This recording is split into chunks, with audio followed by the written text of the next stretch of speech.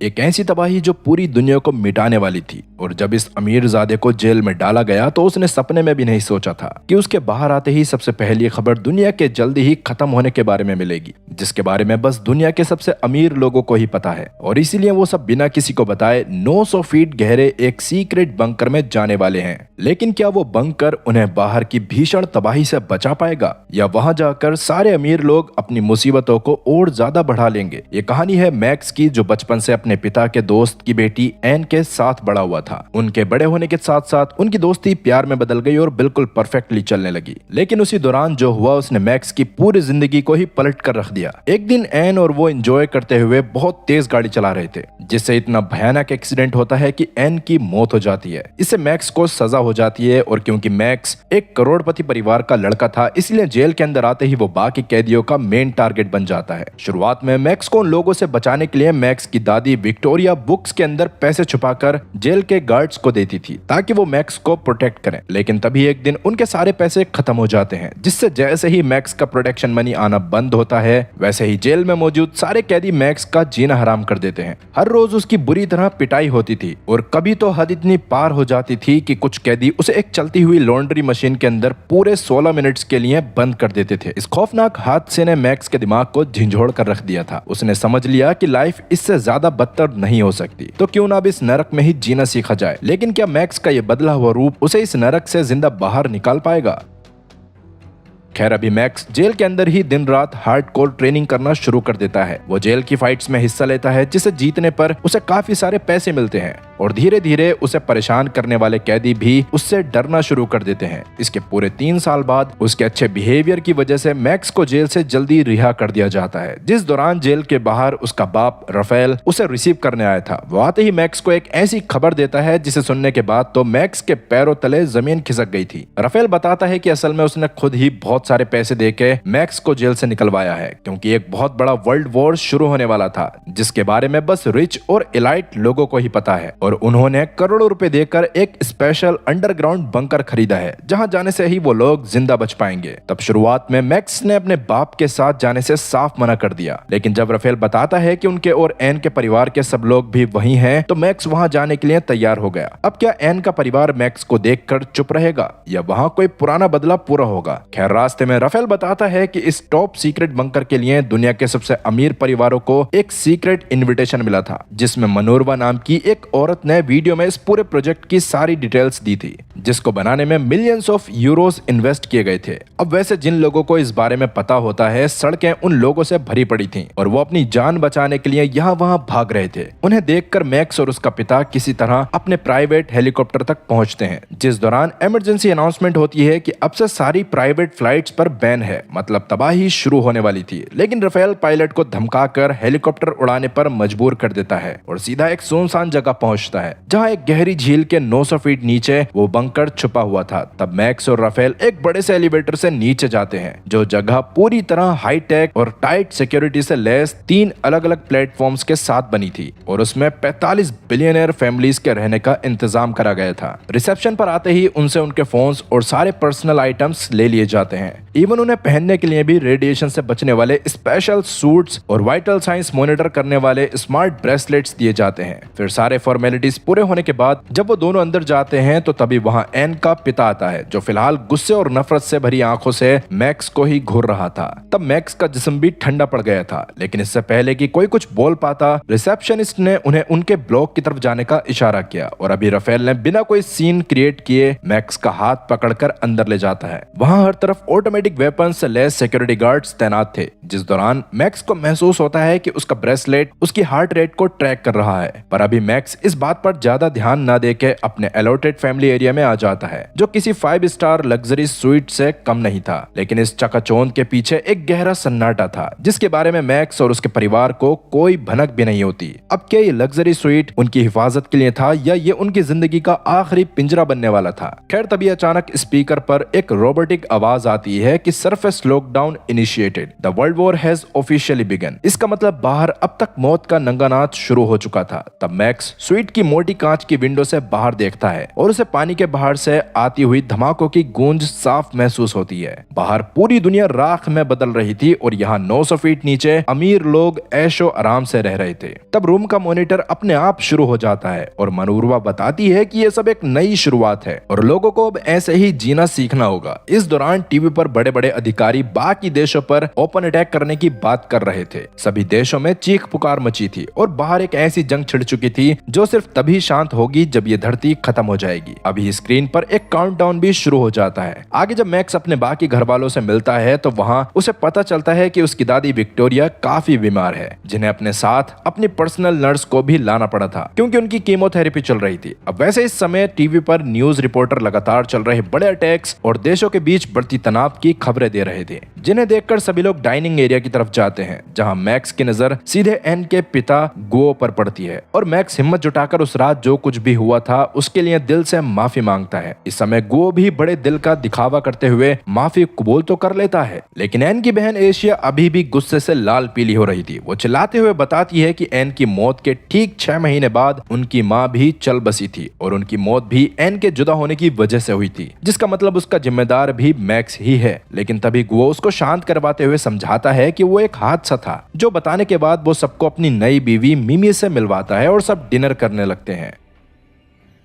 अब क्या गो ने सच में मैक्स को माफ कर दिया था या ये सब किसी बड़े बदले की शुरुआत थी? खैर, अभी जब सभी लोग खाना खा ही रहे थे कि एशिया ने फिर से माहौल खराब कर दिया। वो बार बार मैक्स को पोक कर रही थी और उसे ये भी जानना था कि मैक्स एक्सीडेंट के बाद एक्सीडेंट साइट से भाग क्यों गया था, लेकिन मैक्स इस बात का कोई जवाब दे पाता। तभी वहाँ मनोरवा की एंट्री होती है। वो सभी को बताती है कि हालात अब पहले से कहीं ज्यादा खराब हो चुके हैं और बाहर कई जगह बॉम्बिंग शुरू हो गई है, इसीलिए डिप्रेशन से बचने के लिए आप सबको किसी न किसी काम में बिजी रहना पड़ेगा। इस पर सब मान जाते हैं और जब गो अपने रूम में वापस आता है तो उसकी बातों से समझ आता है कि वो मैक्स पर अभी भी गुस्सा है। इवन वहीं ये राज भी खुलता है कि मिमी उसकी तब से सीक्रेट लवर थी जब उसकी पहली वाइफ जिंदा थी। गो ने उसकी मौत के बाद घबराहट और अकेलेपन में मिमी से शादी तो कर ली थी, लेकिन मिमी बस उसके लिए टाइम पास से ज्यादा कुछ नहीं थी। दूसरी तरफ जिम में मैक्स की मुलाकात एक बार वापस एशिया से होती है, जो एशिया से माफी मांगते हुए उसे एन का पुराना फोन देता है, जो मैक्स किसी तरह छुपाकर अंदर ले आया था और उस फोन के अंदर मैक्स और एन के कई सारे फोटोज और वीडियोस थे।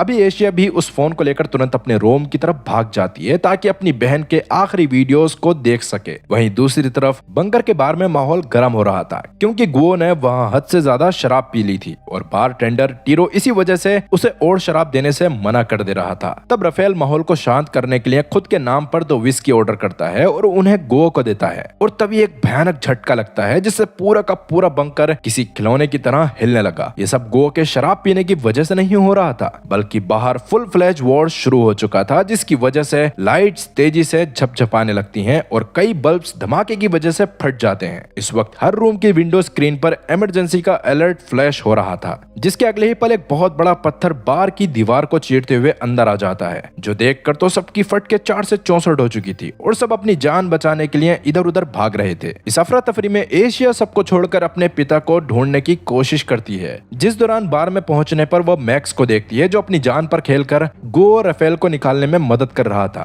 तभी एक बहुत बड़ी मुसीबत खड़ी हो जाती है। उधर का मेन कॉरिडोर पूरी तरह सील हो चुका था, जो देखकर टीरो उन्हें एक सीक्रेट एलिवेटर की तरफ ले जाता है, लेकिन तभी एलिवेटर का सिस्टम फेल हो जाता है और लिफ्ट तेजी से नीचे गिरने लगती है। इससे एक बार को सबकी सांसें अटक गई थी। मौत बिल्कुल सामने थी, पर खुशकिस्मती से सही समय पर इमरजेंसी ब्रेक्स एक्टिवेट हो जाते हैं और एलिवेटर एक झटके में रुक जाती है। अब वहां से निकलकर पूरा परिवार एक लंबी टनल के जरिए सीधा डोम तक पहुंचता है, जहां मौजूद सारे रेफ्यूजीज टीवी पर चल रही खबरों को घूर रहे थे। हर तरफ एक ही चर्चा थी, वर्ल्ड वॉर 3 ऑफिशियली शुरू हो चुका था। तभी मनोरवा सबको बताती है कि बंकर से कुछ ही दूरी पर एक भयानक न्यूक्लियर बॉम्ब ब्लास्ट हुआ है, जिसकी वजह से पूरा बंकर हिल गया था। मनोरवा उन्हें उस समय की फुटेज भी दिखाती है, जिसे देखकर सब काफी ज्यादा डर गए थे। तभी पूरे डोम की लाइट्स बंद हो जाती हैं और सारे स्क्रीन्स का सिग्नल भी चला जाता है। ये देखकर सब और ज्यादा डर गए, लेकिन मनोरवा सबको शांत रहने को कहकर खुद तेजी से कंट्रोल रूम की तरफ जाती है। तभी इस अंधेरे और खौफ के बीच मैक्स के परिवार का एक ऐसा काला सच बाहर आने वाला था जो उन्हें अंदर से तोड़ देता।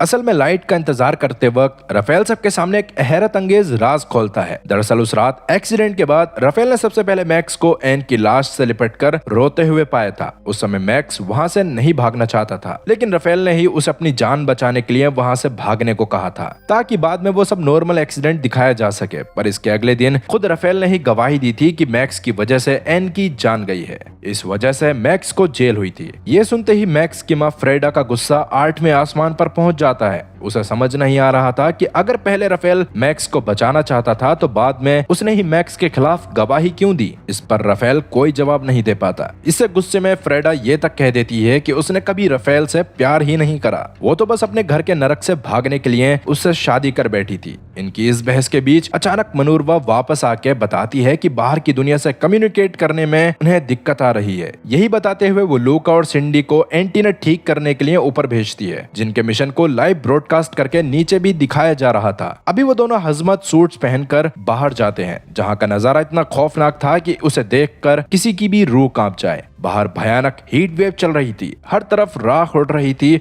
और हवा पूरी तरह जहरीली हो चुकी थी। रास्ते में एक जली हुई कार के अंदर 2 जली हुई लाशें पड़ी थीं और ब्रिज पूरी तरह तबाह हो चुका था। तब लूका और सिंडी तेजी से नए एंटीना को कनेक्ट करने का काम शुरू करते हैं, पर वहां की लोहे की रेलिंग आग की तरह गर्म थी, जिस दौरान अचानक लूका का ग्लव उस रेलिंग में फंस जाता है। तब सिंडी किसी तरह उसे अलग करती है और अब दोनों भागकर बंकर के अंदर आ जाते हैं। फिर डीकंटेमिनेशन प्रोसेस के बाद जब मेडिकल टीम लूका को चेक करती है तो उन्हें पता चलता है कि ग्लव फटने की वजह से लूका रेडिएशन का शिकार हो चुका है। ये सुनते ही मनूरवा सभी कैमरा को बंद करवा देती है और रेफ्यूजीज से कहती है कि बाहर के हालात बेहद पेचीदा हैं, इसीलिए अभी सबको इसी डोम में रुकना होगा। ये सुनकर सब इसके लिए मान जाते हैं, लेकिन आगे जब मनूरवा कंट्रोल रूम के अंदर जाती है तो वहाँ का माहौल बिल्कुल बदल जाता है और अंदर मौजूद सभी लोग जोरदार जश्न मनाने लगते हैं। असल में सच तो ये था कि बाहर कोई वॉर नहीं चल रही थी और दुनिया बिल्कुल एकदम ठीक ठाक थी। ये सब उन अमीर और इलाइट लोगों को बेवकूफ बनाने के लिए एक बहुत बड़ा फेक साइमुलेशन था, ताकि उनसे पैसे लेके मनूरवा अमीर हो जाए। उसने और उसके भाई ने ही सब ऐसा प्लान करा था जिससे सब कुछ असली लग रहा था। सड़कों पर भागते हुए फेक लोग, न्यूज के झूठे क्लिप्स और प्राइवेट फ्लाइट्स पर फेक बैन, यहाँ तक कि ये बंकर एक मैकेनिकल प्लेटफॉर्म पर बनाया गया था जो किसी बॉम्ब धमाके की तरह उसे हिला सके। इवन जो पत्थर बार की दीवार तोड़कर अंदर आया था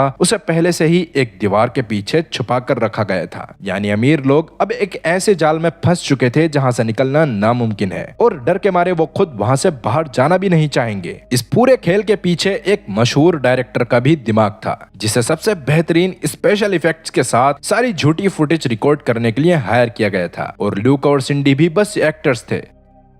खैर प्रेजेंट में मनूरवा की गर्लफ्रेंड डॉक्टर जूलिया गुओ के जख्मों की जांच करती है और दूसरी तरफ एशिया सबसे छुपकर बाथरूम में जाती है ताकि एन के फोन में मौजूद बाकी वीडियोस देख सके। तभी उसे बाथरूम के अंदर एक अजीब सी आवाज आती है, जिसे सुनकर वो तुरंत साथ वाले स्टॉल की तरफ भागती है जहां एलिना नाम की लड़की खुदकुशी करने की कोशिश कर रही थी। ये देखकर एशिया बिना वक्त गवाए एलिना को संभालती है और मदद के लिए चिल्लाने लगती है। अब क्या इस अकेलेपन और खौफ के नरक में सब एक एक करके अपनी जान देने वाले थे, या ऐसा होने से पहले ही सबको सच्चाई का पता चल जाएगा? अभी फिलहाल ट्रियो बाथरूम में आके एशिया की मदद करता है और एशिया एलेना को सीपीआर देना शुरू करती है। इसके बाद मेडिकल टीम ने आके एलिना को बचा तो लिया था, लेकिन एलिना उन पर चिल्लाने लगती है कि उन्होंने उसकी जान क्यों बचाई। इस हंगामे के बाद मनोरवा अनाउंसमेंट करती है कि सभी लोग अब अपने रूम्स में वापस जा सकते हैं। ये सुनकर सब अपने रूम्स में चले जाते हैं, जिस चीज को मनोरवा काफी इंजॉय कर रही थी। लेकिन अकेले में जूलिया उसे समझाती है कि यहाँ बंद होने की वजह से रेफ्यूजीज की मेंटल हेल्थ बहुत तेजी से खराब हो रही है, लेकिन पत्थर दिल मनोरवा को इस बात से कोई लेना देना नहीं था। दूसरी तरफ वो डायरेक्टर मूवी मेकअप का इस्तेमाल करके लूका के जिस्म पर झूठे रेडिएशन के जख्म बना रहा था ताकि उनका झूठ सच दिखे। इधर अपने बेडरूम में राफेल और फ्रेडा अभी भी बहस कर रहे थे और फ्रेडा अब उससे तलाक चाहती थी, लेकिन राफेल उससे सच्चा प्यार करने की वजह से इसके लिए मना कर देता है। मगर फ्रेडा राफेल को छोड़कर अपनी माँ के रूम में शिफ्ट हो जाती है, जिससे राफेल पूरी तरह टूट जाता है और गुस्से में डाइनिंग रूम में पहुंचकर खाना मांगने लगता है। लेकिन जब बंकर के अंदर रिसोर्सेस लिमिटेड हो तो क्या एक बिलियनियर को उसकी मर्जी के समय पर खाना मिल पाएगा? बिल्कुल नहीं। इसलिए अभी ट्रियो उसे समझाने की कोशिश करता है कि किचन बंद हो चुका है, पर यह सुनकर राफेल का गुस्सा 8वें आसमान पर पहुंच गया। वो बफे ट्रेस को खोल खोल कर बासी खाना छीनकर खाने लगता है, जिस दौरान गार्ड जे को राफेल को रोकने के लिए उसे टेजर गन से इलेक्ट्रिक शॉक देने लग गया था। इस बारे में मैक्स को पता चलने पर मैक्स का खून खोल उठा और वो तुरंत जाकर जेको को बुरी तरह मार मारता है, जिसके तुरंत बाद उसने जैको से टेजर भी छीन ली थी। तब जैको उसे टेजर मांगता है, लेकिन मैक्स उसे देने से साफ मना करता है और उसे मारता है।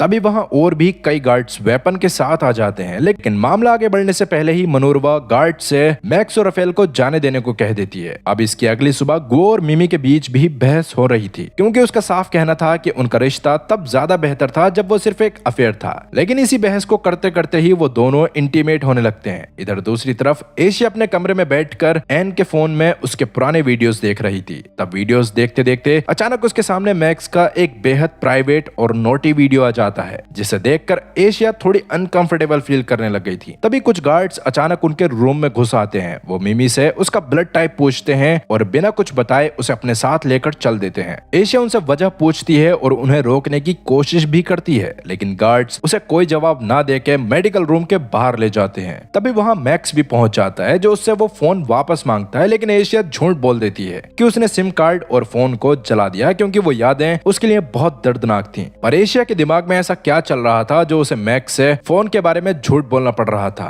खैर, मेडिकल रूम के अंदर डॉक्टर जूलिया मिमी और बाकी के कुछ चुने हुए रिफ्यूजीज को समझाती है कि लूका की जान बचाने के लिए उन्हें तुरंत ब्लड ट्रांसफ्यूजन की जरूरत है, जिस दौरान उन्हें लूका की मेकअप वाली बॉडी भी दिखाई जाती है, जो सब सच समझ रहे थे। तभी लूका सबके सामने दौरे पड़ने का नाटक भी करता है, जिससे सब और ज्यादा डर चुके थे। अब वो सब लोग बाहर जाके इस बारे में बाकी सबको बताते हैं और पूरे बंकर के अंदर डिप्रेशन का माहौल छा जाता है। इधर एशिया अपने रूम में वापस आने के बाद उन वीडियोस को वापस से देखती है, जिसके बाद उसने फोन कचरे के डब्बे में फेंक दिया था। इधर कंट्रोल रूम में मनोरवा और उसकी टीम एक और कामयाब झूठ पर जश्न मना रहे थे, लेकिन डॉक्टर जूलिया को इस सब की वजह से एक भयानक पैनिक अटैक आ गया। मनोरवा उसे किस करके शांत करने की कोशिश करती है, पर जूलिया अब इस खेल से पूरी तरह टूट चुकी थी और उसे उन मासूम लोगों के साथ ये टॉर्चर पसंद नहीं आ रहा था। इसी वजह से मनोरवा और जूलिया के बीच में बहस हो जाती है। पर इतने में ही मनोरवा का भाई कायरो भी वहां पहुंच गया था, जो जूलिया को शांत करने की कोशिश करता है। लेकिन जूलिया ने फैसला कर लिया था कि वो सबको सच्चाई बता देगी। इससे कायरो को इतना गुस्सा आ गया कि वो जूलिया को सीधा एक ब्रिज से नीचे धक्का दे देता है, जिससे मौके पर ही उसकी मौत हो गई। क्या लगता है कि एक झूठ को छुपाने के लिए अब इस बंकर में कितनों का खून बहेगा और मनोरवा इस मौत के खेल को कब तक छुपा पाएगी? खैर, तभी कहानी पास्ट में जाती है, जहां पता चलता है कि मनोरवा और कायरो ने बचपन से बहुत कुछ झेला था, जिसकी वजह से वो दुनिया के 1% लोगों से नफरत करते थे और उन्होंने फैसला करा था कि अगर वो उनके वीआईपी कल्चर को बदल नहीं सकते तो उन्हें खुद ही उसका हिस्सा बनना पड़ेगा, जिसके लिए ही उन्होंने ये सब ड्रामा करा था। अभी प्रेजेंट में जब कुछ एम्प्लॉइज को जूलिया की लाश मिलती है तो कायरो और मनोरवा सबके सामने ऐसे एक्टिंग करते हैं जैसे उन्हें इस बारे में कुछ पता ही ना हो। इवन कायरो, जो एक बहुत बड़ा टेक स्पेशलिस्ट था, उसने सबसे कहा था कि जूलिया ने डिप्रेशन की वजह से खुद ब्रिज से कूदकर ये कदम उठाया है। जिस दौरान जब कुछ लोग सीसीटीवी देखते हैं तो उसमें भी बिल्कुल ऐसा ही दिखाई दे रहा था, जबकि सच्चाई तो ये थी कि वो वीडियो खुद कायरो ने अपनी स्किल्स को यूज करके बनाई थी। इससे सबको कायरो की बात पर भरोसा हो गया और इसके कुछ ही देर बाद सारे रिफ्यूजीज को एक इमरजेंसी मीटिंग के लिए बुलाया जाता है। तब मनोरवा उन्हें इन्फॉर्म करती है कि लूका की रेडिएशन पॉइजनिंग से मौत हो गई है और डॉक्टर जूलिया ने मेंटल हेल्थ इश्यूज की वजह से अपनी जान दे दी है। इससे सब और ज्यादा दुखी हो गए थे, जो दुख तब और बढ़ जाता है जब मनोरवा अनाउंस करती है कि अब से सबको संभल कर खाने पीने की चीजें दी जाएंगी और बंकर को हमेशा के लिए बंद कर दिया जाएगा। अब जैसा कि पिछली रात मैक्स और गार्ड की लड़ाई के बारे में सबको पता था, तो सब राफेल को भी उस बात के लिए जलील करते हैं और साफ कहते हैं कि आगे से उसकी तरफ से ऐसी कोई हरकत ना हो। इसी सब का फायदा उठाते हुए मनोरवा ने मैक्स से वो टेजर गन भी वापस मांग ली थी, जिसके लिए ना चाहते हुए भी मैक्स को मानना पड़ता है। इसके बाद जब सब अपने कमरों में वापस आते हैं तो वहां गो कहता है कि जब भी वो नर्वस होता था तो अपनी पुरानी फोटोज देखता था, पर अफसोस यहाँ उसके पास ऐसा कुछ नहीं है। ये सुनते ही एशिया को गहरा पछतावा होता है कि उसने एन का फोन कचरे में क्यों फेंका। इसलिए वो फोन हासिल करने के लिए दिमाग चलाती है और ट्रियो के पास जाके बोलती है कि उसका एक कीमती ब्रेसलेट गलती से कचरे में गिर गया है, जिसे अब ट्रेस कंपैक्टर से निकाला जा सकता था। तब ट्रियो भी इस पर मान जाता है और एशिया उसके साथ ट्रेस कंपैक्टर्स वाले कमरे में चली जाती है। इसी दौरान कायरो कैमरा से गो और मिमी को इंटीमेट होते हुए देख रहा था। पर दोस्तों, अभी तक आपके दिमाग में ये बात जरूर आ रही होगी कि अगर बाहर सब सही है तो क्या अचानक इतने अमीर लोगों के गायब होने की वजह से कोई उन्हें ढूंढने की कोशिश नहीं कर रहा होगा? इसका जवाब साफ था, बिल्कुल नहीं। असल में मनोरमा ने इस चीज की प्लानिंग भी पहले से कर रखी थी और उसने सभी अमीर लोगों से जानबूझकर एक वेकेशन पर जाने का वीडियो रिकॉर्ड करने को कहा था, जिसमें सबने यही कहा था कि वो सब एक ऐसी जगह जा रहे हैं जहां सिग्नल नहीं आएंगे और किसी को टेंशन लेने की जरूरत नहीं है। इवन अब जैसा कि किसी के पास उनका फोन भी नहीं था तो कोई बाहर की दुनिया से कांटेक्ट भी नहीं कर सकता, और अगर कोई बाहर से कांटेक्ट करने की कोशिश करता तो फोन्स मनोरमा के पास होने की वजह से कॉल उनके बनाए गए रोगजन एआई के पास आती, जो एआई खुद सबके सोशल मीडिया को भी हैंडल कर रही थी और एआई के जरिए ही किसी से वीडियो कॉल पर भी बात करी जा सकती थी। ये इस वजह से भी पॉसिबल हो पा रहा था क्योंकि रोगजन एआई शुरुआत से ही सभी पर नजर रखे हुए थी, ताकि उनकी जिंदगी के हर एक डिटेल को सीख कर बाद में उनके ही खिलाफ इस्तेमाल करा जा सके। वही रियल वर्ल्ड में इस वक्त गुओ का राइट हैंड ओसवाल्डो उसे लगातार कॉल कर रहा था, जिस दौरान रोगजन एआई उसे एक मैसेज भेजती है कि वो उसे बार बार कॉल करना बंद करे। वहीं दूसरी तरफ गंदे ट्रैश कॉम्पैक्टर्स के अंदर एशिया जब ट्रियो के सामने अपने ब्रेसलेट को ढूंढने का नाटक कर रही थी, तभी अचानक कॉम्पैक्टर्स मशीन एक्टिवेट हो जाती है। पर खुशकिस्मती से एशिया को जल्दी वो फोन मिल जाता है और वो ब्रेसलेट मिलने का बहाना बनाकर बाहर आ जाती है। पर अब तक ट्रियो ने एशिया के हाथ में फोन देख लिया था, जिसकी वजह से एशिया फंसने वाली थी, मगर वो रोती हुई बताती है कि इसमें उसकी मरी हुई बहन की आखिरी यादें हैं, जिसे सुनकर ट्रियो इस बारे में किसी को ना बताने का फैसला करता है। इधर जैसा कि मैक्स ने अभी तक टेजर गन वापस नहीं की थी, मनोरमा गुस्से में जैको को उसे छीन कर लाने के लिए भेजती है और खुद काफी दुखी मन के साथ जूलिया के वर्चुअल रूप से बात करती है ताकि वो उसे सॉरी कह सके। पर क्या एक असली खून करने के बाद मनोरमा का जमीर इस डिजिटल क्लोन से शांत हो पाएगा? खैर वहीं जैको जिम के अंदर मैक्स से टेजर मांगता है, जिस पर मैक्स उसे टेढ़ी स्माइल के साथ कहता है कि उससे वो टेजर कहीं खो गया है। इस पर जैको को बिल्कुल भरोसा नहीं हो रहा था, इसलिए वो मैक्स को धमकी देता है कि वो उसे नीचे बेसमेंट के एक अंधेरे कमरे में अकेला बंद कर देगा, जो सुनकर वो उसे बताता है कि हाँ टेजर उसके ही पास है, लेकिन वो उसे नहीं देगा। इससे दोनों के बीच एक खूनी लड़ाई शुरू हो जाती है, जिस दौरान शुरुआत में जैको मैक्स पर भारी पड़ रहा था, लेकिन जल्द ही मैक्स बेरहमी से उसका चेहरा एक बेंच पर पटकना शुरू कर देता है, जिसकी वजह से गुस्से में जैको एक बेसबॉल बैट उठाता है और मैक्स पर जोरदार वार करता है। इसकी वजह से मैक्स का एक हाथ डिसलोकेट हो गया था, जिसके अगले ही पल एक और गार्ड उन्हें रोकने के लिए अंदर आता है और मैक्स उस डिस्ट्रैक्शन का फायदा उठाकर जैको के मुंह पर एक ऐसा पंच मारता है कि जैको वही बेहोश होकर गिर पड़ा। अभी एशिया भी वहां से गुजर रही थी, जो मैक्स को खून से लथपथ देखकर तुरंत उसके पास भागती हुई आती है और बिना देर किए उसके डिसलोकेट हुए हाथ को झटके से उसकी जगह पर सेट कर देती है। इधर जैको को भी तुरंत मेडिकल रूम में भेज दिया गया था, जहाँ एक बार को तो उसकी मौत हो चुकी थी, पर मेडिकल टीम किसी तरह उसे झटके देकर दोबारा जिंदा कर लेती है। मनोरमा को ये तो समझ आ चुका था कि जिम का ये खून खराबा अब बंकर के अंदर एक नए तूफान की आहट है। अब वैसे जैको कोमा में जा चुका था और मुसीबत ये थी कि डॉक्टर जूलिया के मरने के बाद इस बंकर में कोई मेडिकल एक्सपर्ट बचा ही नहीं था। इस बात पर स्टाफ के बीच एक भयानक बहस छिड़ जाती है कि अब क्या किया जाए। या तो बाहर से किसी डॉक्टर को अंदर लाया जा सकता था या फिर जैको को बाहर किसी हॉस्पिटल में शिफ्ट किया जा सकता था। तभी मनोरमा को याद आता है कि एशिया भी एक मेडिकल स्टूडेंट है, इसीलिए वो तुरंत एशिया को खींचकर इन्फर्मरी ले आती है,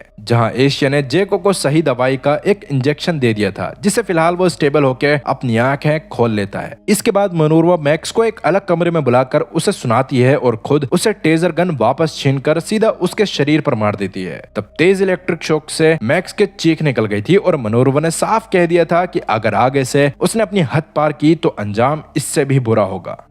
अब जब बंकर के अंदर ये सब चल रहा था, तब बाहर की झूठी दुनिया में एक ऐसा सच सामने आने वाला था जो मनोरमा के इस पूरे मास्टर प्लान को हिला कर रख देता। असल में ओसवाल्डो गो के मैसेज के बाद भी लगातार कॉल कर रहा था, पर जब गो कॉल नहीं उठाता तो ओसवाल्डो बेहद एक्साइटेड आवाज में एक वॉइस नोट भेजता है कि उसे वो खबर मिल गई है जिसका वो पिछले 20 साल से इंतजार कर रहा था। ये सुनते ही सीरो के कान खड़े हो जाते हैं, मगर वो खबर थी क्या? खैर इसी बीच एक टनल के अंदर बंकर का एक एम्प्लॉय कुछ रिफ्यूजीज के ग्रुप को लेकर बंकर के सबसे ऊंचे पॉइंट पर पहुंचता है, जहां उन्हें बड़े बड़े रेडियोस दिए जाते हैं ताकि वो बाहर की दुनिया से कांटेक्ट करने की कोशिश करें। लेकिन जाहिर सी बात थी कि ये सब झूठ था और अगर कोई उनसे कांटेक्ट करेगा भी तब भी उस बंदे को मनोरमा ने सेट कर रखा होगा। तभी उस रेडियो से एक ऐसी आवाज आती है जिसे सुनकर सबके जिस्म में एक ठंडक दौड़ जाती है। अचानक मिमी के रेडियो पे एक सिविलियन प्लेन के पायलट की आवाज आ रही थी, जो इमरजेंसी लैंडिंग की इजाजत मांग रहा था। ये भी स्टाफ का एक नया प्री रिकॉर्डेड झूठ था ताकि उन्हें झूठ को सच दिखाया जा सके।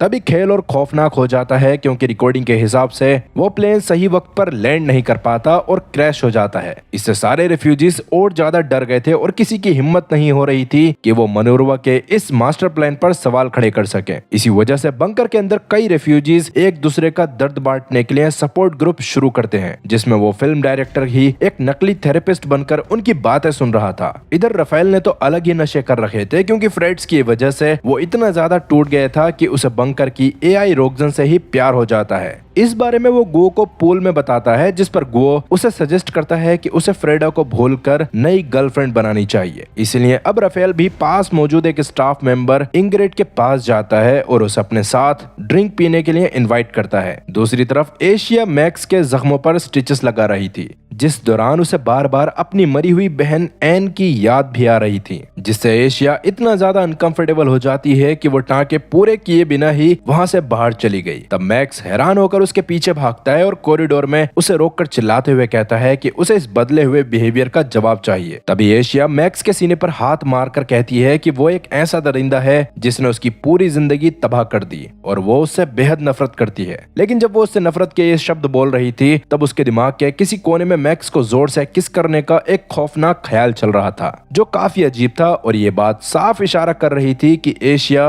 कहीं ना कहीं मैक्स को पसंद करती है। इधर कंट्रोल रूम के अंदर मनोरमा और उसकी टीम ओसवाल्डो का एक और वॉइस मैसेज देख रही थी, जिसमें ओसवाल्डो गो से कांटेक्ट करने के लिए इस हद तक डेस्परेट हो चुका था कि उसने अब मदद के लिए सीधा एक एम्बेसडर को कॉल करने की धमकी दे डाली थी। ये सुनते ही मनोरमा के हाथ पैर फूल गए और वो बिना सोचे समझे रोगजन एआई को ऑर्डर देती है कि वो तुरंत गो का एक वर्चुअल क्लोन तैयार करे ताकि ओसवाल्डो को संभाला जा सके। तब कायरो उसे रोकने की कोशिश करता है क्योंकि एआई के पास गो का पूरा डाटा नहीं था, लेकिन मनोरमा उसकी एक न सुनती। अब क्या ओसवाल्डो इस फेक गो के जाल से बच पाएगा? खैर, कंट्रोल रूम में बैठी टीम फेक गो एक्टिव करके उसकी बातें ओसवाल्डो से करवाती है, जो स्क्रीन पर गो को देखते ही बड़ी खबर सुनाता है कि वो उस कंपनी को खरीदने के बिल्कुल करीब है जिसके पीछे गो पिछले 20 साल से हाथ धोकर पड़ा था। लेकिन एक बड़ी प्रॉब्लम थी कि उस कंपनी का सीईओ सिर्फ और सिर्फ गो से आमने सामने बात करना चाहता है। अब गो तो यहाँ 900 फीट नीचे कैद था, इसलिए कायरो दिमाग चलाकर फेक गो से कहलवाता है कि अब वो कोई नई कंपनी नहीं खरीदना चाहता, बल्कि वो अपनी सारी कंपनीज को बेचकर उन पैसों से गरीब लोगों की मदद करेगा। ये सुनकर ओसवाल्डो के होश उड़ जाते हैं। उसको इस बात पर बिल्कुल यकीन नहीं होता, लेकिन वो गो की जिद के आगे झुक जाता है और उससे कहता है कि वो उस सीईओ को उसी से डील करने के लिए राजी करने की कोशिश करेगा। अब बात खत्म करते करते ओसवाल्डो ने एक अजीब बात कही थी कि वो सीईओ अपनी कंपनी तभी बेचेगा जब BJ3 इस डील का हिस्सा होगा। ये सुनते ही कंट्रोल रूम में सन्नाटा छा गया और टीम पूरे इंटरनेट पर BJ3 को ढूंढने की कोशिश करती है, लेकिन BJ3 आखिर क्या था इस बारे में किसी को कुछ भी नहीं पता चलता।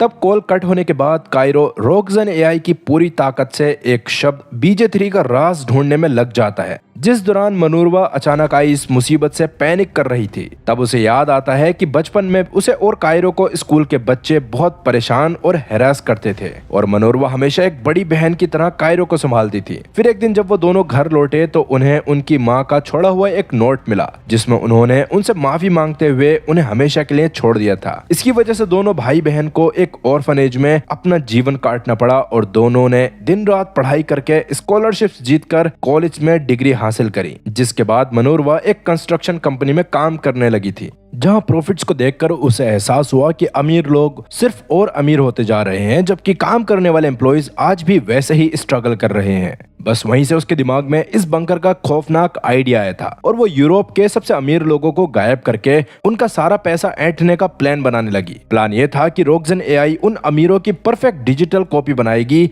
और ये टीम उन क्लोन्स के जरिए बाहर उनका पूरा बिजनेस चलाएगी। अभी प्रेजेंट में रोगजन एआई अचानक अलर्ट देती है कि BJ3 असल में एन का सबसे प्यारा घोड़ा था, जो चैंपियन घोड़ों की नस्ल से था और उसकी कीमत कम से कम 40 मिलियन यूरोस थी। अब इसके बाद जब ओसवाल्डो का दोबारा कॉल आता है तो टीम फेक गो के जरिए उसे उस घोड़े को बेचने की परमिशन दे देती है, लेकिन अब एक और नई दीवार सामने खड़ी हो गई थी। ओसवाल्डो को घोड़े को बेचने के लिए उसके असली डॉक्यूमेंट्स चाहिए थे, जो गो के घर के अंदर एक तिजोरी में बंद है, और क्योंकि अभी टीम के पास उस सेफ का कोड नहीं था, इसलिए फेक गो ओसवाल्डो से कल सुबह सीधा उसके घर जाने को कहता है, जिस दौरान वो ओसवाल्डो को सेफ का कोड बता देता और ओसवाल्डो घोड़े को बेच पाता। इस पर ओसवाल्डो मान जाता है, लेकिन अब मनूरवा को किसी भी हाल में उस सेफ का कोड सुबह से पहले पता करना था। इधर गो और राफेल बार के अंदर इंग्रिड और एलिना के साथ महफिल जमाए बैठे थे।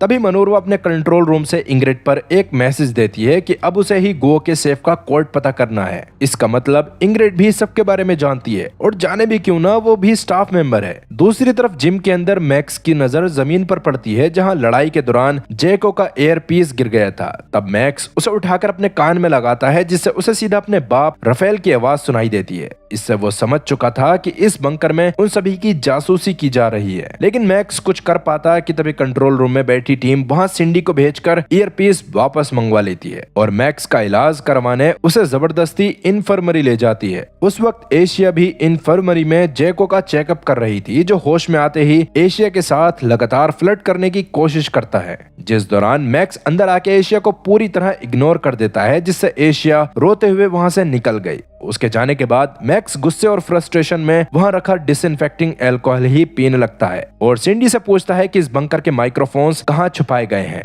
इस बात से सिंडी के पसीने छूटने लगे थे, मगर वो डर कर भी इससे साफ मुकर जाती है कि उसे कुछ नहीं पता। वहीं कॉरिडोर में एशिया को ट्रियो मिलता है, जिसे देखकर एशिया उसके गले लगकर रोने लगती है, जो देखकर ट्रियो भी हैरान था।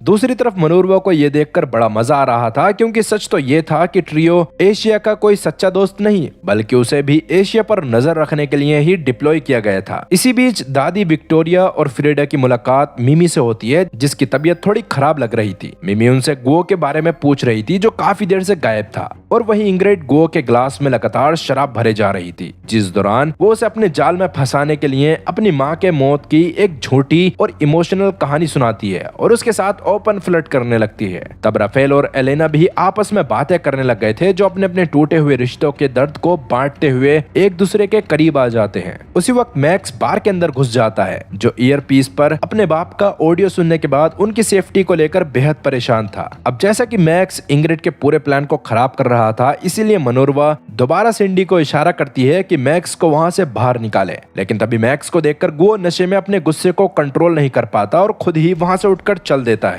तब इंग्रिड उसे पीछे से पकड़कर कहती है कि उसने अपने कपड़ों में शराब की कुछ मिनी बोतल्स छुपा रखी हैं, जो सुनकर गो उसके साथ एक सुनसान ऑफिस के अंदर ले जाता है, ताकि वो वहां बैठकर अकेले में ड्रिंक कर सके। लेकिन थोड़ी देर में वहां फ्रीडा ने उन दोनों को देख लिया था, जिसके बारे में वो मिमी को बता देती है, जो अपने पति को वापस लाने के लिए जाने लगी थी, और मनोरवा ने इंग्रिड को भी इस बारे में बता दिया था। इवन मिमी को रोकने के लिए मनोरवा एलिवेटर को भी बीच में रोक देती है, लेकिन मिमी इस वक्त गुस्से में बिना डरे एलिवेटर के दरवाजे को खोल लेती है और बाहर निकलकर ऑफिस के पास जाने लगती है। इधर ऑफिस के अंदर इंग्रिड गो के साथ एक नोटी गेम खेल रही थी, जिस दौरान ही वो गो से उस कोड के बारे में बताने को कहती है, और शराब के नशे में गो भी वो कोड बता देता है। इससे मनोरवा के चेहरे पर एक शैतानी मुस्कान आ गई, क्योंकि वो कोड मिल चुका था, जिससे 40 मिलियन यूरोस सीधा उनके होने वाले थे। आगे जब गो और इंग्रिड एक दूसरे को किस करने ही वाले थे, तभी उस ऑफिस का दरवाजा एक जोरदार झटके के साथ खुलता है और मिमी अंदर आते ही गो पर चिल्लाते हुए उससे ब्रेकअप कर लेती है।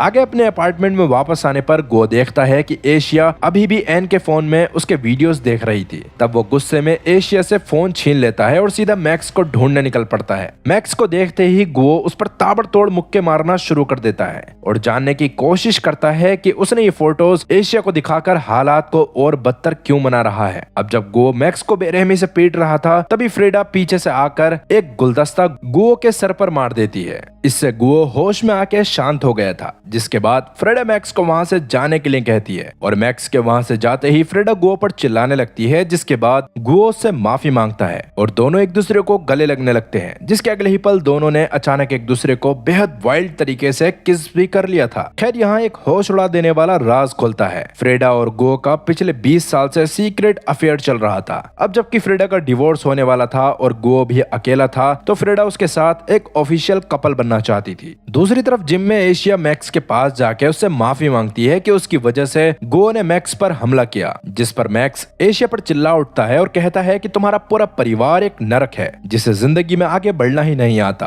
और वो एशिया से बेहद नफरत करता है। खैर मैक्स के जाने के बाद एशिया का बुरा ब्रेकडाउन होता है, क्योंकि उसे आखिरकार इस सच को कबूल करना ही पड़ रहा था कि वो अंदर ही अंदर मैक्स को पसंद करने लगी थी। अब इसके अगली सुबह ओसवाल्डो किसी तरह गो के घर पहुंचता है और उसके फोन पर कॉल लगाता है। इधर कंट्रोल रूम से फेक गो कॉल रिसीव करता है और ओसवाल्डो उससे सेफ का वो 8 डिजिट का कोड मांगता है, जिसे सुनकर मनोरमा के होश उड़ जाते हैं क्योंकि उनके पास इंग्रिड के जरिए सिर्फ 7 डिजिट्स ही आए थे और सिर्फ एक मिसिंग नंबर उनका पूरा मिलियन ऑफ यूरोस का प्लान मिट्टी में मिला सकता था। और क्या मनोरमा इस मुश्किल से निकल पाएगी, यही सोचकर मनोरमा का दिमाग खराब हो रहा था। लेकिन तभी एक चमत्कार होता है। ओसवाल्डो उन 7 नंबर्स को देखते ही पहचान जाता है कि ये तो एन का बर्थडे है और वो आखिरी नंबर खुद ही डायल करके सेफ को खोल लेता है। ओसवाल्डो को सेफ से सारे डॉक्यूमेंट्स मिल जाते हैं और फेक गुओ उसे जल्दी से डील क्लोज करने को कहता है क्योंकि उसके पास उसके लिए एक और काम था। दरअसल इन सालों में मनोरमा और कायरो ने कई झूठी और फेक स्टार्टअप कंपनीज खोली थी। उनका प्लान ये था कि वो फेक गुओ के जरिए ओसवाल्डो को मजबूर करेंगे कि वो उन फेक कंपनीज को बहुत बड़े दाम पर खरीद ले, जिससे उनका सारा ब्लैक मनी वाइट हो जाए। पर अभी वो ओसवाल्डो को इस बारे में नहीं बताते। खैर वहीं मैक्स कैमरा से बचते हुए एक कैंची चुराता है और उसे अपनी पैंट्स में छुपाकर बेडशीट के अंदर छुपा जाता है, जिस दौरान वो अपने ब्रेसलेट को काटने की कोशिश कर रहा था। लेकिन स्मार्ट ब्रेसलेट इतना मजबूत था कि उस पर एक खरोंच तक नहीं आती। उसी वक्त राफेल कमरे में वापस आता है। वो पूरे रात एलेना के साथ शराब पीकर पड़ा था और राफेल को फ्रेडा के खिलाफ जाकर ऐसा करने के कारण पर बहुत गिल्टी फील हो रहा था।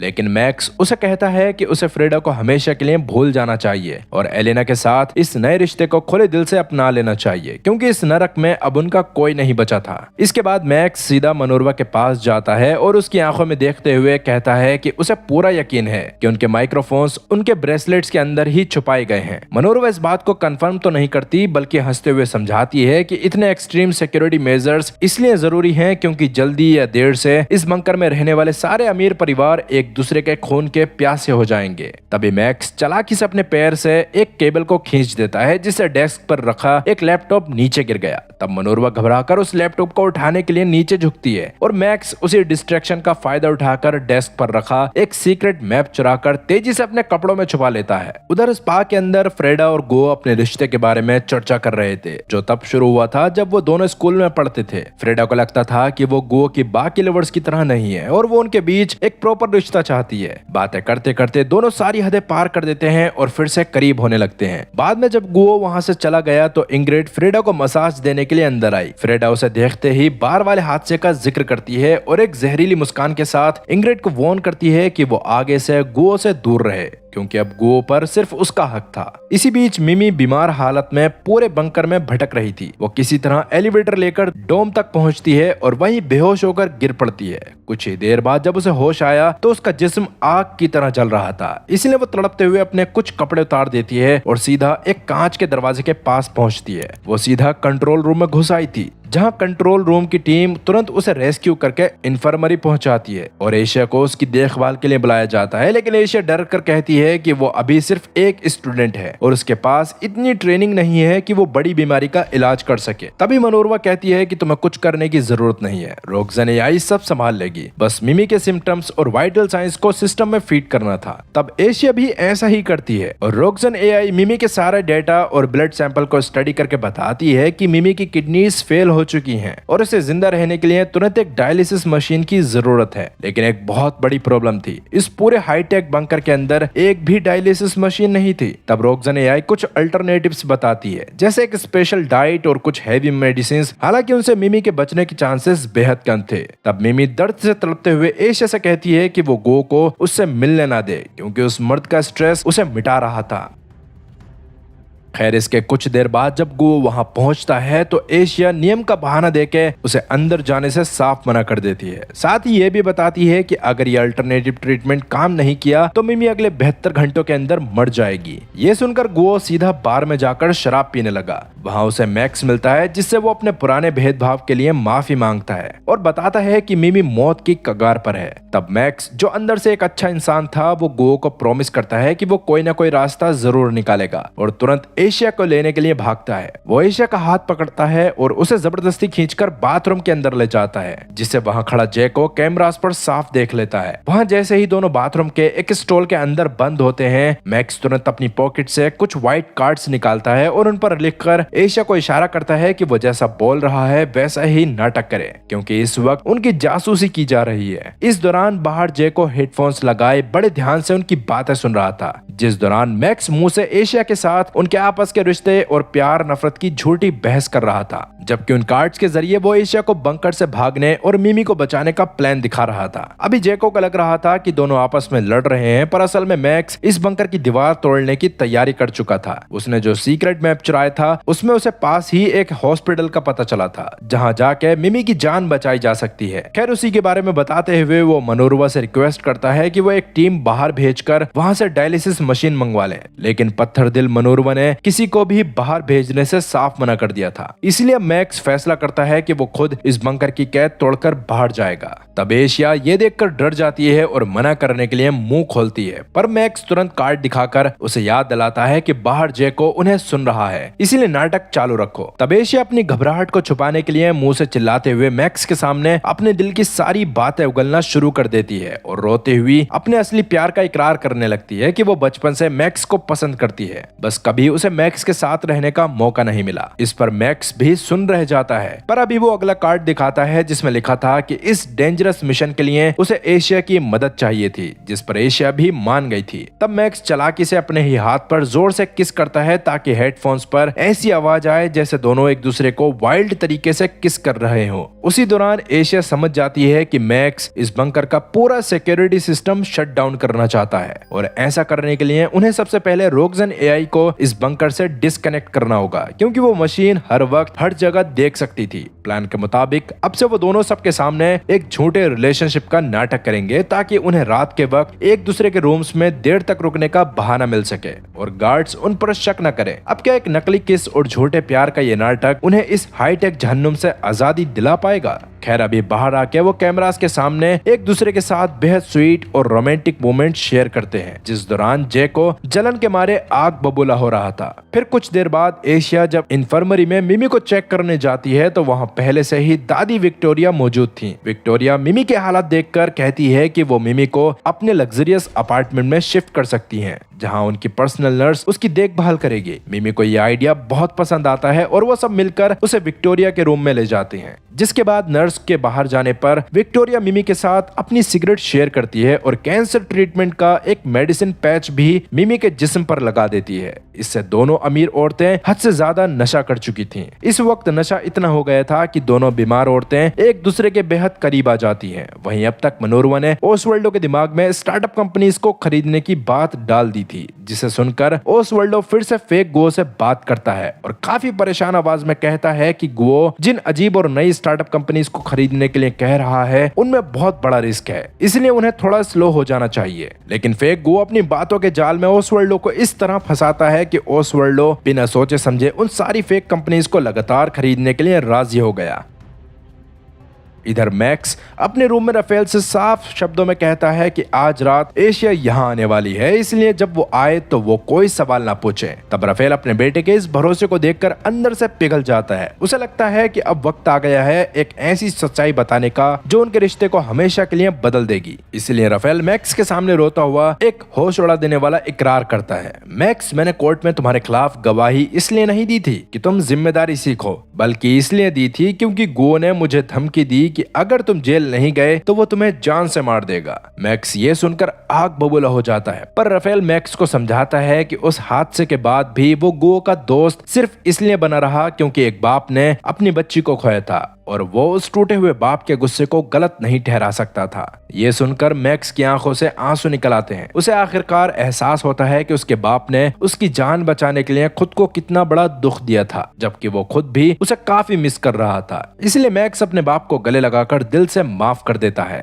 खैर, अब राफेल भी एक नई शुरुआत करने के लिए तैयार हो जाता है। वो बिना देर किए एलिना को कॉरिडोर में जोर से किस कर लेता है और अपनी पुरानी जिंदगी को छोड़कर एलिना के साथ एक नया सफर शुरू करने का फैसला करता है। पर तभी पूरे बंकर की सारी लाइट्स अचानक रेड अलर्ट पर फ्लैश होने लगती हैं, लेकिन वो अलर्ट सिर्फ कुछ पलों का था। इसके अगली सुबह जिम के अंदर गुओ और फ्रेडा बास्केटबॉल खेलते हुए अपने रिश्ते पर चर्चा कर रहे थे, जहां गुओ बताता है कि वो फ्रेडा के साथ कोई स्टेडी यानी परमानेंट रिलेशनशिप नहीं रख सकता, क्योंकि इस वक्त उसकी सबसे बड़ी प्रायोरिटी उसकी बेटी एशिया और राफेल के साथ उसकी दोस्ती थी। इससे फ्रेडा का दिल टूट जाता है और वो गुओ को कहती है कि अगर तुमने अपना दिमाग नहीं बदला तो यह हमारा एक साथ आखिरी वक्त है। इसके बाद गुओ सीधा राफेल के पास जाता है और बताता है कि जब गुओ ने अपनी मरी हुई पत्नी का फोन चेक करा था तो उसे पता चला था कि खुदकुशी करने से पहले उसने राफेल से बात करी थी। इस पर राफेल सच बताता है कि उसने कॉल इसलिए करा था ताकि वो समझा सके कि उसके दिल में राफेल या मैक्स के खिलाफ कोई नफरत या शिकवा नहीं है, पर वो अपनी बेटी के मरने वाली बात को नहीं पचा पा रही। ये सुनकर गुओ भी शांत हो जाता है।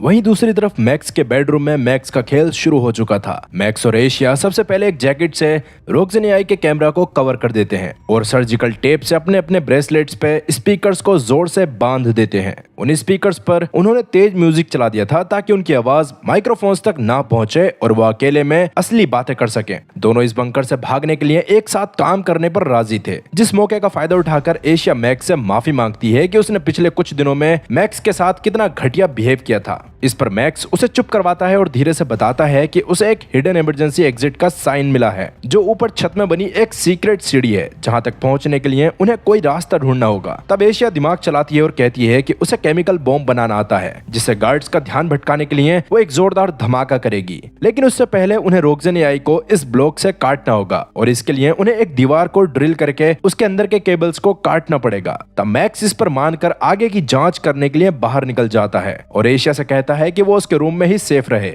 उसी वक्त बंकर के एक दूसरे हिस्से में फ्रेडा गुओ को जलन के मारे पागल करने के लिए एक घटिया चाल चल रही थी। वो एक ऐसी जगह पर गार्ड जेको के साथ इंटीमेट हो रही थी जहां से गुओ उन्हें साफ देख सकता था। इसी दौरान बाहर की दुनिया में ओसवाल्डो मनूरवा की उस झूठी और फेक कंपनी के ऑफिस में पहुंच चुका था जहां जेक कुछ ही मिनट्स बाद वो गुओ को कॉल लगाता है और परेशान होकर बताता है कि किसी और पार्टी ने इस कंपनी को खरीदने के लिए उनसे भी बड़ा ऑफर दे दिया। असल में ये गुओ से और ज्यादा पैसे लूटने के लिए मनूरवा का एक नया और शातिर ट्रिक था, जिस दौरान फेक गुओ ओसवाल्डो से ज्यादा पैसे लगाने को कहता है क्योंकि उसे किसी भी हाल में वो कंपनी चाहिए थी। इधर अब तक मैक्स अपने रूम में वापस आ गया था जो अपने साथ जिम के कुछ छोटे टूल्स और किचन से चुराए हुए कटलरी, चाकू और चम्मच लाया था। अब उन्हें दीवार तोड़नी थी पर आवाज बाहर नहीं जानी चाहिए थी, इसलिए मैक्स और एशिया दिखावा करते हैं कि वो एक साथ बेडरूम में शावर लेने जा रहे हैं। जिस दौरान उन्होंने बाथरूम के स्पीकर्स पर लाउड म्यूजिक ऑन कर दिया था और जिम टूल से दीवार को तोड़ने की कोशिश करने लग गए थे। वहीं फेक गुओ अभी ओसवाल्डो को किसी भी कीमत पर वो कंपनी खरीदने के लिए बोलने ही वाला था कि तभी मैक्स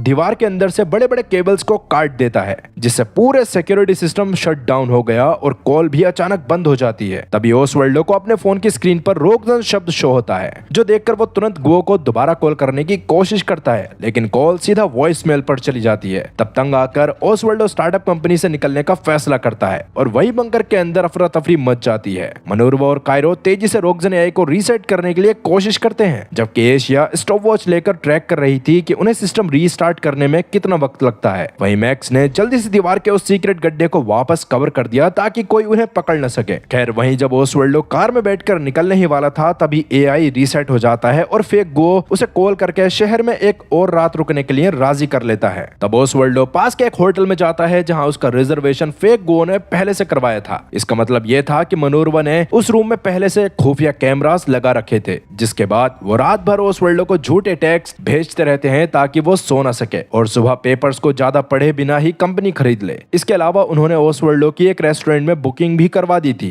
ताकि वो उनकी नजरों के सामने रहे। दूसरी तरफ मैक्स बंकर के अंदर सिक्योरिटी ऑफिस जाता है और गार्ड जेको के साथ बहस शुरू कर देता है। ये एक डिस्ट्रैक्शन था ताकि एशिया पीछे से 2 नए ईयरपीस चुरा सके। बहस के दौरान जेको कहता है कि वो मैक्स की मां फ्रेडा के साथ इंटीमेट हुआ था। ये सुनकर मैक्स गुस्से में जेको को दीवार पर पटक देता है लेकिन एशिया मामला बढ़ने से पहले ही मैक्स को वहां से ले जाती है। जिसके बाद मैक्स अपनी मां फ्रेडा के पास जाता है और उससे सच पूछता है कि जेको ने उसे ऐसा क्यों कहा और सबसे बड़ी चीज कि वो उससे तभी जेल में मिलने क्यों नहीं आई थी। इस पर फ्रेडा ऐसी बात बताती है जिसे सुनकर मैक्स को जहर खाने का मन करता है। उसका कहना था कि वो सच में जेको के साथ इंटीमेट हुई थी और उसका रीजन था कि वो गुओ को जलन फील करवा सके। ये सुनकर मैक्स के होश उड़ जाते हैं और फ्रेडा कहती है कि गुओ उसका सच्चा प्यार है और वो उस मर्द से कभी मिलने नहीं जा सकती थी, जिसके चलते गुओ को अपनी बेटी की मौत का दर्द झेलना पड़ा। ये सुनकर मैक्स गुस्से में अपनी माँ को सेल्फिश कहता है और वहां से हमेशा के लिए चला जाता है। वहीं एशिया इस दौरान इन्फर्मरी से बचे हुए केमिकल्स और सामान सामान चुरा रही थी, जहां मैक्स उसे ढूंढ लेता है। अपनी मां के धोखे से टूटकर मैक्स रोने लगता है और एशिया को हक कर लेता है, जिसके बाद दोनों मैक्स के रूम में जाते हैं और बेडशीट के अंदर छुपकर एक दूसरे का साथ देते हैं। उन्हें एहसास होता है कि उन दोनों के परिवार घटिया हैं और उन्हें इस जगह से निकलकर एक नई जिंदगी शुरू करनी होगी। जिसके बाद मैक्स अपने बाप राफेल के पास जाता है और उसे फ्रेडा और गो के 20 साल पुराने अफेयर का सच बता देता है, जिसे सुनकर राफेल बिल्कुल शांत हो गया और कुछ नहीं बोल पाया। खैर, अगली रात मैक्स और एशिया बेडरूम में बेडशीट के अंधेरे का फायदा उठाकर अपने अपने स्मार्ट ब्रेसलेट्स निकाल फेंकते हैं, जिस दौरान जैको कैमरास पर यह देखकर मनोरमा को इन्फॉर्म करता है, लेकिन मनोरमा को लगता है कि वो दोनों सिर्फ अकेले में वक्त बिताने के लिए ऐसा कर रहे हैं, इसलिए वो इस बात को इग्नोर कर देती है। वहीं दूसरी तरफ गुओ मिमी की हालत देखने के लिए विक्टोरिया के अपार्टमेंट पहुंचता है, जहां मिमी विक्टोरिया के पास लेटी हुई थी। मिमी उसका चेहरा तक नहीं देखना चाहती थी और विक्टोरिया गुओ पर ताना कस रही थी, जिससे चिढ़कर गुओ वहां से निकल गया। तब बाहर उसे राफेल मिलता है, जिसे देखकर गुओ अपनी किस्मत का रोना रोने लग गया था, लेकिन राफेल उसकी बात काट कर कहता है कि उसे एक आखिरी फेवर चाहिए। वो चाहता है कि गुओ फ्रेडा को समझाए ताकि फ्रेडा राफेल के पास वापस आ जाए। ये सुनकर गो समझ गया था कि राफेल को सब पता चल गया है, इसलिए वो इस बात के लिए हाँ बोल देता है और इसके बाद गो गुस्से में फ्रेडा को बाथरूम के अंदर खींच सजा देने की कोशिश करता है, लेकिन तभी फ्रेडा पलटवार करती है और गो के मुंह पर एक जोरदार सर मारकर कहती है कि अब उसका फ्रेडा पर कोई कंट्रोल नहीं है। अब फ्रेडा जैसे ही गो को उसके घुटनों पर लाती है, तभी बाहर से राफेल आ जाता है और गो की आंखों में देखते हुए बताता है कि उसने उस फोन कॉल के बारे में झूठ बोला था। असल में गो की पत्नी ने अपनी मौत से पहले कॉल इसलिए किया था क्योंकि उसे गो के सारे अफेयर्स और धोखे के बारे में पता चल चुका था। इसी वजह से वो बस राफेल से ये जानना चाहती थी कि क्या उसका पति उससे कभी प्यार करता भी था या नहीं, जिस पर राफेल ने कहा था कि वो उससे प्यार नहीं करता। ये सुनकर गो चिल्लाने लगता है कि उसकी पत्नी की मौत का जिम्मेदार राफेल है, लेकिन राफेल बताता है कि उस रात उसकी पत्नी ने डिप्रेशन की 4 अलग अलग हैवी मेडिसिन खाई थी, इसीलिए उसकी मौत का असली जिम्मेदार सिर्फ खुद गो और उसका धोखा है। इधर बाहर की दुनिया में ओसवाल्डो उसी रेस्टोरेंट में पहुंचता है जहां उसकी बुकिंग थी। वहां वो देखता है कि दूसरी टेबल पर इंग्रिड बैठी रो रही है और उसके साथ एक और औरत थी जो उसकी मां बनने का नाटक कर रही थी। जैसे ही इंग्रिड बालकनी की तरफ जाती है, ओसवाल्डो उसे दिलासा देने पहुंच जाता है और तब इंग्रिड उसे एक बड़े क्लब में चलने के लिए इनवाइट करती है। जब दोनों वहां डांस कर रहे थे, तभी मौका देखकर बंकर के एक दूसरे स्टाफ मेंबर ने ओसवाल्डो के ड्रिंक में नशा मिला दिया। वो क्लब में ओसवाल्डो के सारे फेवरेट गाने चलाते रहे ताकि वो रात भर पार्टी करता रहे। जिसके बाद सुबह होते होते ओसवाल्डो और इंग्रिड होटल रूम में पहुंचते हैं, लेकिन जैसे ही दोनों बेड पर जाते हैं, इंग्रिड के फोन पर मनोरमा का एक अर्जेंट कॉल आता है और वो बहाना बनाकर तुरंत वहां से निकल जाती है। तब ओसवाल्डो नशे और थकान में सोने की कोशिश करता है, पर तभी फेक गो का कॉल आ गया जो उसे सोने नहीं देता और ऑर्डर देता है कि वो अभी के अभी कंपनी के ऑफिस जाए और उस डील को तुरंत फाइनल करे। तब ओसवाल्डो भी बीमार हालत में उस ऑफिस में पहुंचता है जहां मनोरमा की टीम ने जानबूझकर एसी बंद कर रखा था। गर्म माहौल, हैंगओवर और थकान की वजह से ओसवाल्डो बिना कोई पेपर पढ़े सीधा 900 मिलियन यूरोस की फेक डील पर साइन कर देता है ताकि वो घर जाकर सो सके और इस तरह मनोरमा का प्लान कामयाब होने की वजह से वो 900 मिलियन यूरोस लूट लेते हैं। वहीं बंकर के अंदर एशिया जानबूझकर बाथरूम के सिंक को ब्लॉक करके मेंटेनेंस टीम को बुलाती है। फिर जैसे ही मेंटेनेंस एम्प्लॉय ट्रियो वहां पहुंचता है, मैक्स उसे पकड़ लेता है और एशिया केमिकल इंजेक्शन देकर उसे बेहोश कर देती है। जिसके बाद एशिया तुरंत टार्सो की यूनिफॉर्म पहनती है और उसकी बॉडी को कचरे वाले कार्ट में छुपा देती है। अब सारे डोर्स बायोमेट्रिक होने की वजह से एशिया टार्सो की उंगलियों का इस्तेमाल करके मेंटेनेंस रूम का दरवाजा खोलती है और बॉम्ब बनाने का सामान चुरा लेती है। ये सब सही से होने के बाद मैक्स और एशिया फिर से बाथरूम की दीवार के अंदर मौजूद मेन केबल्स को काट देते हैं, जिससे रोकजन एआई हमेशा के लिए शट डाउन हो जाती है और कंट्रोल रूम के सारे स्क्रीन्स बंद हो जाते हैं। जिसके बाद बिना एक सेकंड गवाए दोनों स्टोर रूम की तरफ भागते हैं और वहां केमिकल बॉम्ब फिक्स कर देते हैं। जिसके बाद अफरा तफरी मचाने के लिए उन्होंने कॉरिडोर के सारे फायर एक्सटिंग्विशर्स खोल दिए थे, जिससे पूरे बंकर में धुआं फैल गया। तभी एक धमाका होता है और बंकर की मेन पावर सप्लाई कट जाती है।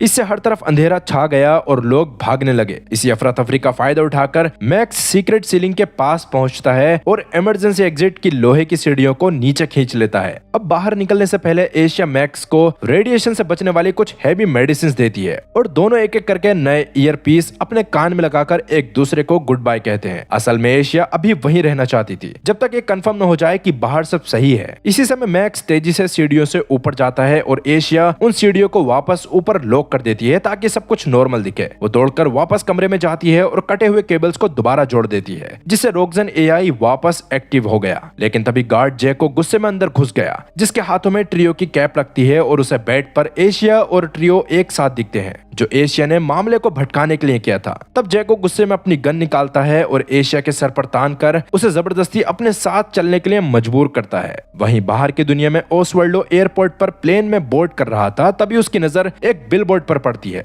जहां वही एक्ट्रेस बनी थी जिसने इंग्रिड की मां का नाटक किया था। ये देखकर ओसवाल्डो तुरंत इंग्रिड का fake social media profile check करता है, पर वो पेज गायब हो चुका था। तब वो क्लब और बार का नाम भी इंटरनेट पर ढूंढता है, पर कोई रिजल्ट नहीं मिलता। इसके तुरंत बाद उसे याद आया कि उसने गो के सेफ में कुछ डॉक्यूमेंट्स देखे थे जिन पर कमर लिखा था, और वही सोचकर ओसवाल्डो को एहसास हो जाता है कि उसके साथ 900 मिलियन यूरोस का धोखा हुआ है। इसलिए वो प्लेन को वापस घुमाने का ऑर्डर देता है। प्लेन के लैंड करते ही वो दौड़कर फेक कंपनी के ऑफिस पहुंचता है, पर सारे कमरे खाली पड़े थे, जिससे सदमे में आके ओसवाल्डो गो के नंबर पर कॉल लगाता है और चिल्लाते हुए पूछता है कि कॉलेज में उसका निकनेम क्या था। रोगजन एआई के पास इसका कोई जवाब नहीं होता और वो शांत रहती है, जिससे ओसवाल्डो समझ जाता है कि ये कोई और है। जिसके बाद वो पुलिस को कॉल करने की धमकी देकर फोन काट देता है। लेकिन ओसवाल्डो जैसे ही रास्ते पर पुलिस को कॉल डायल करने लगता है, तभी पीछे से इंग्रिड उसे धक्का दे देती है और सामने से लूका आकर ओसवाल्डो की गर्दन तोड़ देता है। जिसके बाद वो उसे एक चलते हुए ट्रक के सामने फेंक देता है। जिसके बाद लूका उसका फोन चुराकर वहां से गायब हो गया था और सबको यही लग रहा था कि यह सिर्फ एक रोड एक्सीडेंट है। वहीं बंकर के अंदर इमरजेंसी अलार्म सुनकर विक्टोरिया मिमी को उठाने की कोशिश करती है, पर मिमी की मौत हो चुकी थी। अभी मेन कंप्यूटर को जैसे ही पता चलता है कि मिमी के ब्रेसलेट से वाइटल साइंस आने बंद हो गए हैं, मनोरमा एशिया को लेने भागती है और जैको के इंटेरोगेशन के बीच से उसे खींच लेती है। अब एशिया जब मिमी की बॉडी को देखती है तो उसे वहां हैवी मेडिसिन पैचेस और शराब की बदबू आई, जिससे गुस्से में वो सब पर चिल्लाने लगी और मिमी को सीपीआर देकर जिंदा करने की कोशिश करती है, पर अब तक बहुत देर हो चुकी थी।